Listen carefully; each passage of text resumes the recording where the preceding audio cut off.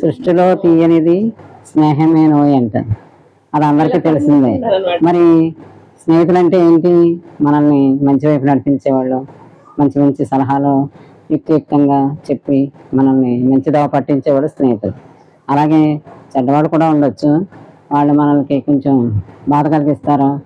అయినా సరే వారిని కూడా మనం ఏమీ ద్వేషం పెట్టుకోకుండా మనం పక్కకు వచ్చేయాలన్నమాట. అలాగే మనం అసలైన పరమాత్మతో మన స్నేహం అయితే ఎంత బాగుంటుంది, ఎంత దివ్యంగా ఉంటుంది.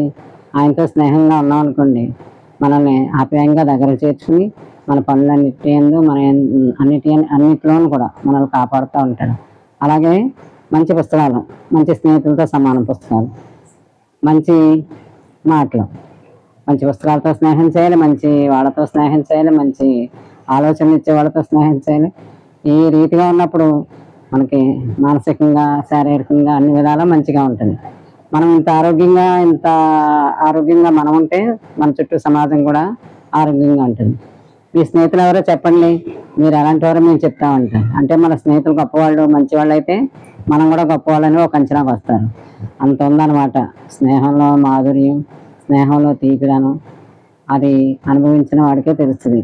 జీవితంలో ఒక్క స్నేహితుడు లేని వాళ్ళు ఎంతో దురదృష్టవంతుడు. అంత గొప్పది స్నేహం. స్నేహ మాధురి ప్రతి ఒక్కరూ అనుభవించి తీరాలి. స్నేహాన్ని కాపాడుకోండి, స్నేహితులతో మంచిగా ఉండండి. మనల్ని సరిదిద్ది మనం ఒకప్పుడు ఏదైనా మనం పొరపాటు చేసినా వాళ్ళే మనల్ని మంచిగా క్షమించి మంచి దారిలో పెట్టగలుగుతారు స్నేహితులు.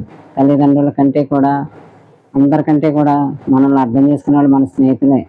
స్నేహం యొక్క గొప్పతనం మనం ఎంత చెప్పుకున్నా సరిపోదు, ఇంకెంతైనా చెప్పవచ్చు. అందుకని అందరితోనూ స్నేహంగా, ప్రకృతితో స్నేహంగా, పక్షులతో స్నేహంగా, మనం పెంచుకునే